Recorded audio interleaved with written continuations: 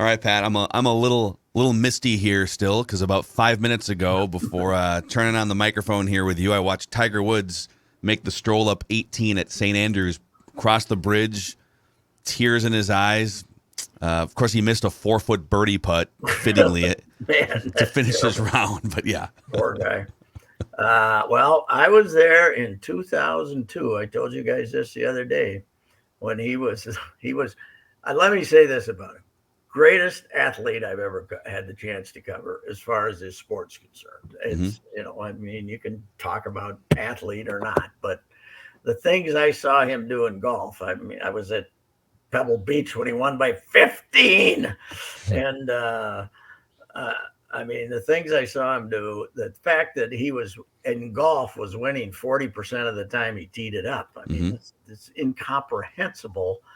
But you can't, even if he was a typical 45-year-old, right? It would be tough going, but you can't have the physical problems that he's had. And, the last thing is by far the worst that he's had. So, he's trying, but it's, and then these guys see him play a little practice round, or they go down to Orlando and play around with him. Oh, he's hitting it pretty good. Well, yeah. It's a little different than getting out there and grinding on the hardest golf courses in the world.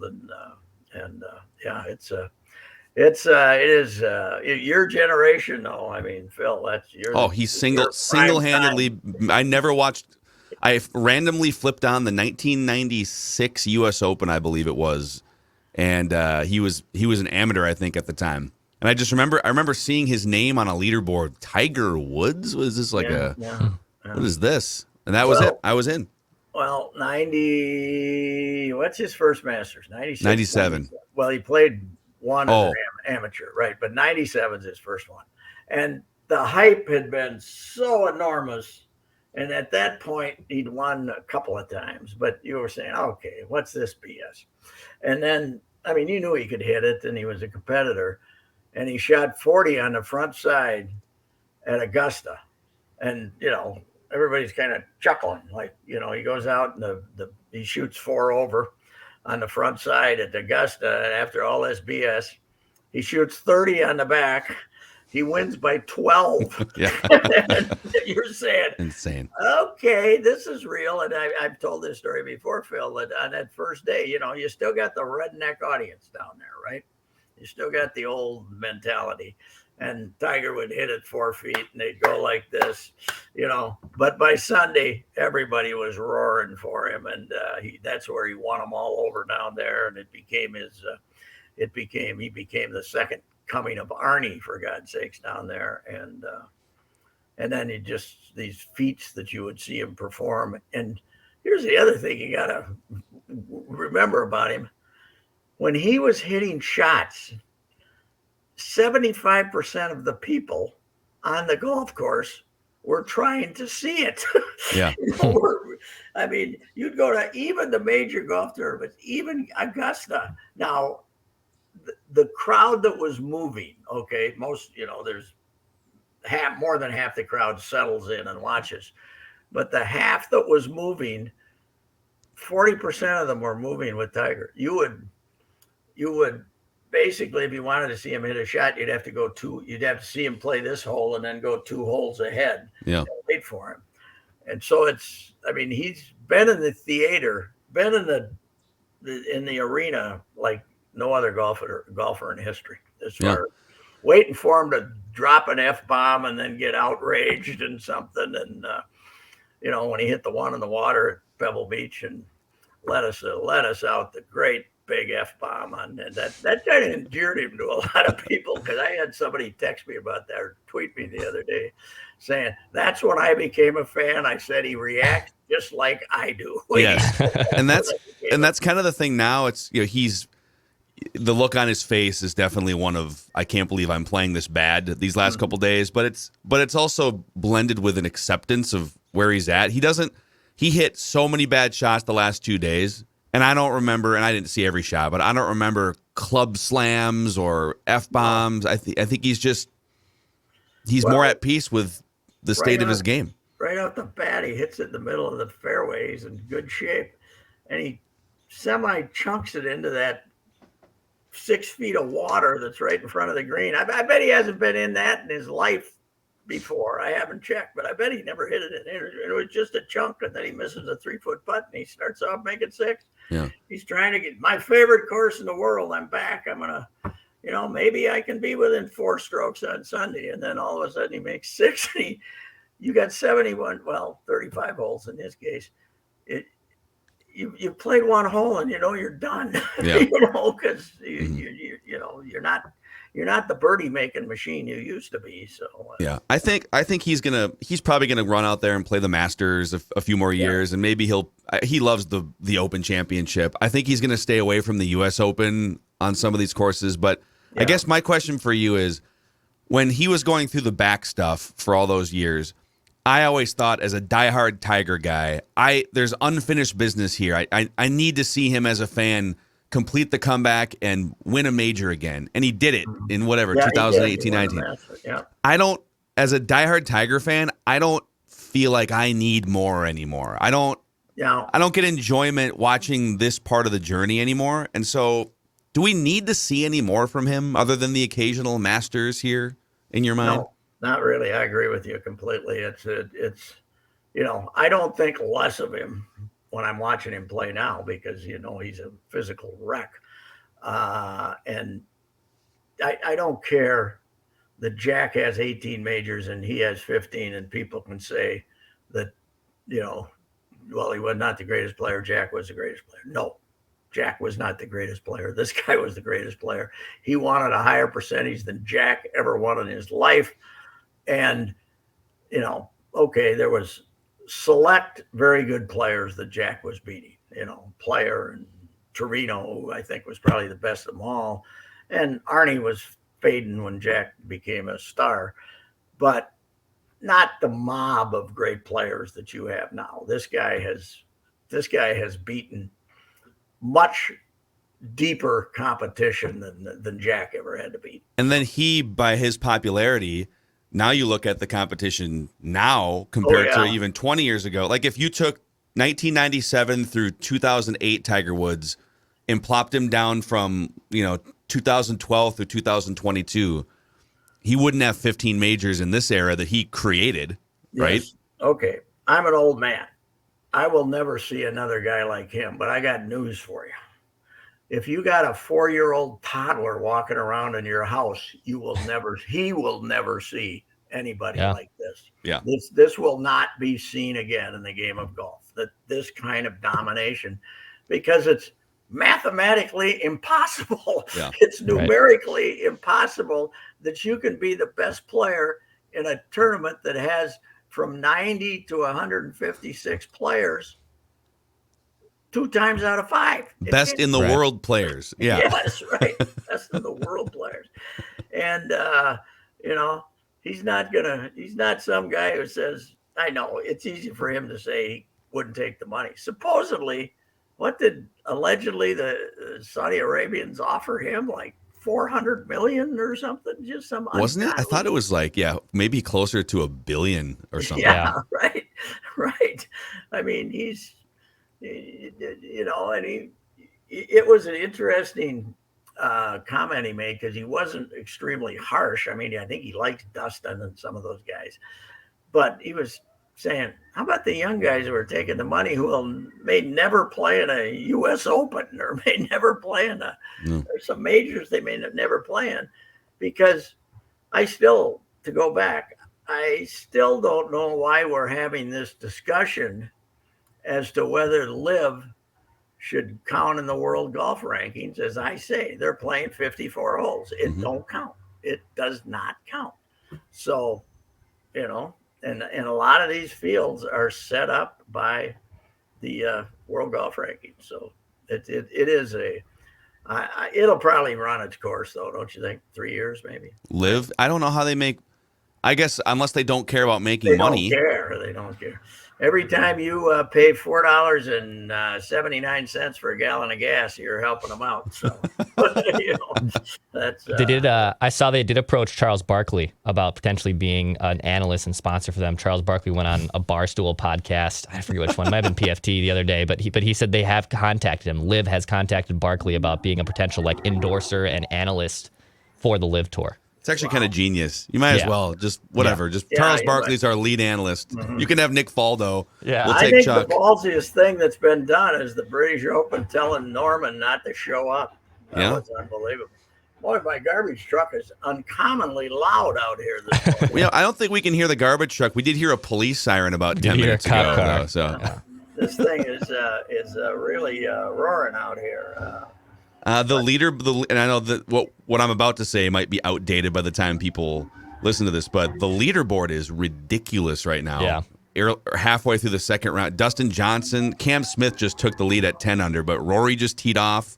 Cantlay, Adam Scott. Where's Johnson? Is Johnson up there? DJ finished -9, teeing off early this morning for the the tournament. wind's not blowing, so they can it's blowing now in the afternoon, though. So the guys out in the afternoon. Good luck to you. So hey, real quick, one more Tiger thing. Fellas, you should save your money and go over and see that thing sometime. It's oh my gosh, it's fabulous because you know how you get in. At least when I went, that was 20 years ago. You went up and bought a ticket. There's no sellout. You just walked. We stayed a mile away from there in a house. Walked down and people just walk up and get tickets and wander around and it's man. They don't act like idiots, most of them. So it's a great event. That's for sure. Hey, do you remember the first tournament Tiger Woods ever won and who he beat in a playoff? Didn't he win the John Deere? Was it the John Deere? He won. No, that was the first tournament he played. The John Deere okay. Was the pro. No, I can't remember. It was October 6th, 1996, and then he won 2 weeks later. He won the Las Vegas Invitational, 27 under par, and he beat Davis Love III in his prime in a playoff. And then he beat Payne Stewart in the next win 2 weeks later, -21 at the Walt Disney World Oldsmobile Classic. Yes, those were like the end of the year. In Vegas, though, they played it on these. I think they played it on two different courses, and they were not hard ones. Sahara, I think, was one of them, and that was so exclusive. I've played it, and they used to shoot incredibly low numbers there. But yeah, it was it was quite a run there, buddy, and. Maybe someday he can get a yacht as big as his wife's boyfriend's yacht. Because I told you, park it right next to him. His condo looks down on the yachts. They're parked next to each Fort Lauderdale.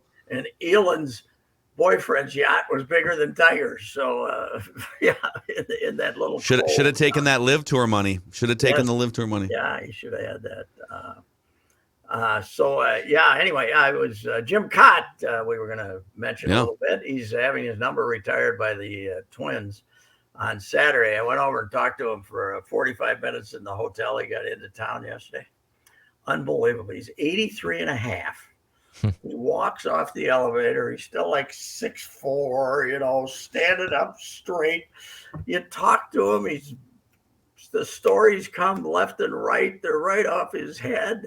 He can't be 83 and a half. He looks like he's 60. He talks like he's still got the timbre in his voice, and still he's recovered from Nestor the molester. I didn't even ask him about that one, but that was I think that was 5 minutes of controversy. Yeah, that was the Molehill Mountain thing. But yeah, he's great 10 days for him here. He's number retired by the Twins, and then come Hall of Fame next week. So that's I feel like maybe which committee was it?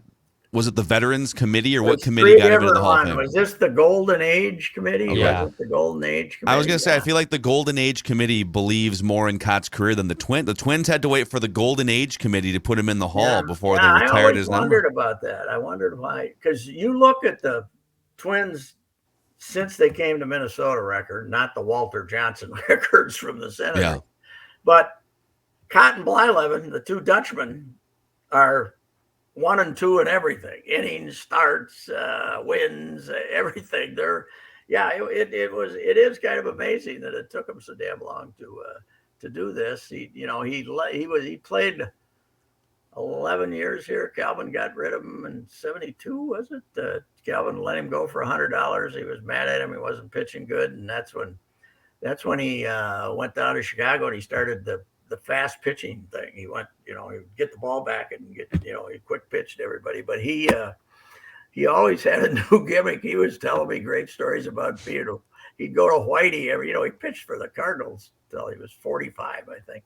About the last 4 years, he'd go to Whitey and says, "So, you want me back next year?" And he says, "Yeah. They're still got left-handers, don't they?" Yeah. They're still left-handers. Well, didn't he at one point, before Tommy John surgery was a thing, didn't he tear his UCL at one point, at least partially, and then had to just... 67.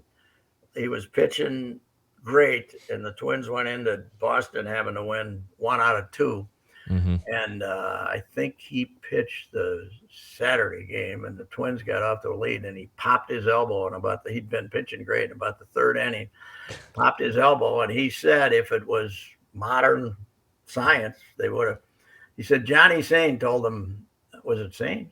Somebody told him, yeah, the last guy I had something like that. They put a bunch of staples in his elbow, and he never pitched again. So he went home, basically rehabbed. He said his number one rehab thing was reaching up to a pole and pulling himself up on it pulling up his elbow with his left arm all winter, and then playing golf. That's what Kenta Maeda's been doing the last 6 months, actually. It's very exciting. And he said he didn't throw as hard, but he still had some good years after that. And after that, he only pitched 15 more years, something like that. So, but the last few years, he said he'd sit out in the bullpen next to Suter, and Bruce Suter, that's when they would use him for 2 1/3 to finish a game. And he says, "Isn't this the life here, Bruce? I'm sitting out making $285,000, and all I got to do is get 2 lefties out, and you got to go in there and win the ball game for us." Yep. So, yeah, he's an amazing specimen of senior citizenry. I'll tell you that. So. Yep. Pat, it felt like we had a throwback yesterday too with Johnny Cueto throwing 118 pitches against the Twinks yesterday, and 6, by the way. He labored 118 through 6 innings, but they kept him out there for a long time. First 3 innings of that game were I was there. Cueto's another guy, speaking of gimmicks and just smoke and mirrors, he's had to build about 5 of those into his wind-up the last few years. I will say this. The Twins have been horrible to watch the last 4 or 5 days, because they're in one of those periods that even good baseball teams, and I'm not calling this team a good baseball team, but even good baseball teams get in that week or 10 days when they can't get a big hit. They can't drive in the runs. And, they could have had 8 off him in the first 3 innings. They were, the bases.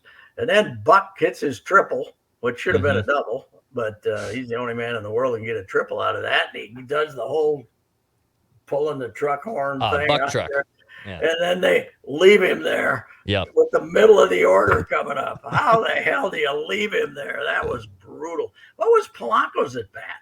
Tell me that one. Yeah, it was crap. He did strike 3 down the middle. And wave him home Watkins testing AJ Pollock's arm. I would not. And I know wave him home. Yeah. I know that Rocco potentially could have looked at that. It was a bang play. He might have been safe. I thought he was still out. But what are we doing waving home Watkins? Shella. I think if you're just going on the merits of the play 100%, he's safe. But they call it that New York would have called him out because it was too close to overturn. Yeah. So, but I don't know what you're doing. What are you panicking for? Because you still have who's coming up. Somebody's got a chance. Yeah, I believe they had the top because Urshela was batting 8th, so I believe Correa or Buck was coming up, and they decided to send him home. Yeah. Yeah, that wasn't and the funny thing is he stopped the guy earlier. Yeah, Tommy's a work in progress as a third base coach. I feel like we've had some, I don't know if he trumps Steve Little in terms of not Well, quite having a great finger on the pulse of what's happening. Well, they out there. got mad at Alger for having too many guys throwing out, so they put Little there, who wouldn't wave them home if they hit a home run. The most, yeah, You know? the most passive aggressive, sort of indecisive third base coach ever. Yeah, stop him. One arm's over here, but stop here. Gardy got mad and said, "Don't get anybody thrown out." And Little said, "Okay, I won't." Just hold up at first over there. Just, Best they've ever had. TK, fantastic third base coach. yeah. Didn't once in a while he'd get a little frisky, but not too often. It's a unique position in all of sports, isn't it? Yeah, it's a lot of it's a lot of power. One Yeah. guy sitting here, and he could win or lose a ball game. Waving Wendell Kim was he managed to be a villain with the two most star-crossed franchises in baseball, the Cubs and the Red Sox. He got fired by one, he went in the other. He became Waving Wendell Kim. Waving Wendell, amazing. All right, Terwilliger never coached third, right? He was always a first base coach. Who? Terwilliger. Yeah, Twigs was smart enough. I was gonna say because we could have had Turnstile Twigs could have been another one if he was over Turnstile there. Twigs. Yeah, they might have told Twigs. Twigs probably said, no, I'm fine over here. Thank you very much." Yeah, I'll just hold on to the shin guards and Yes, pat right. guys on the ass after they draw walks. Yep. Yeah, that's that. What's always funny is in modern, they try to tell you the importance of a first base coach. Okay, get back. Okay, yeah, I can do that. All right, we got one out here now. We got one out. Hey, Conger looks like an interesting cat, though, doesn't he? Yes, I gotta go talk to him. He looks like he's coaching the catchers, and let me say one thing: Jeffers has gotten less helpless at the plate. He can, he was incredible early this year, how bad he was, and he's up. He's only hitting 225, but he's an improved player. I'd say he's one of the improved players. He can get hot a little bit, run into a breaking ball here and there. Yes, he can, and it seems to me that they have gotten to the point now he's catching about 5 games a week, and Sanchez is catching 2, and then DH in 1 or something like that. Yeah, I feel like the DH spot is very much scheduled for 2 or 3 days of Buxton in a week, 1 or 2 days of Sanchez, and then maybe mix in a Rise on a day or something. And that's did Miguel Sano do anything last night? Did the Saints play last night? He got a couple of hits last night. They got edged 10-1. So the two teams 11 miles apart got beat 22-3 last night. Nice. Okay, guy to watch here. This Thigala he's almost won a couple times on tour this year, but he's melted down late, either on the 18th or the back 9. He just shot a 60-80, 7 under par. So I might change my dark horse prediction here. Thigala. Who was your pick? I've got either. I'm not going on a limb here, but I've got. On write that down. I've got either Schauffele, who's due, or Rory, who's due. Well, Schauffele's won 2 in a row, though. Not too many guys win 3 in a row. Rory is. I'd like to see poor Rory win it. He hasn't won a major in, God, 9 years? 8 years. 8 years. Yeah. Yep. And mainly because he can't putt, but if he has those weeks when he rolls a few in, so that would be good. So I'll take Rory. Let's go, Rory. Come on. All right. We'll recap it early next week, Pat. All right, gentlemen. See you. There it is. Rapping with Ricey here. Mackie and Judd, SKOR North YouTube channel presented by Federated. Our friends at Federated have helped organize efforts to raise $44 million for Big Brothers Big Sisters since 2005. And it's all about providing one-to-one mentoring relationships with children facing adversity. If you want to find out how you can help or maybe become a big yourself through Big Brothers Big Sisters, go to federatedchallenge.org. You could be the difference someone's waiting for. federatedchallenge.org.